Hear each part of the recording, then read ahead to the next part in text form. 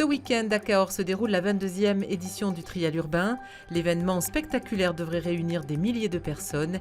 Émile Level et Éric Marlot sont allés reconnaître le parcours. Hugo Serriès à vélo, Julien Perret à moto. Les deux lotois se sont prêtés au jeu des démonstrations ce vendredi, avant le coup d'envoi des 2 jours de festivités. Et un détail intrigue les profanes, leurs montures qui n'ont pas grand-chose à voir avec une moto ou un VTT classique. Très légère, très maniable, déjà des pneus qui sont gonflés à basse pression pour pouvoir avoir un maximum de grip, surtout à l'arrière au niveau des adhérences et avoir un peu de rebond. Des suspensions spécifiques pour le trial pour pouvoir bondir.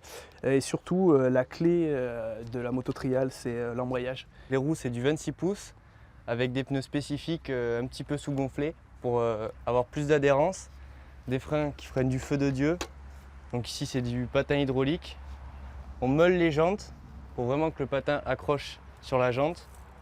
Et après une fourche en carbone et surtout bien évidemment pas de selle pour le vélo trial. Cette année encore, le public est attendu nombreux entre le boulevard Gambetta et le pont Valentré.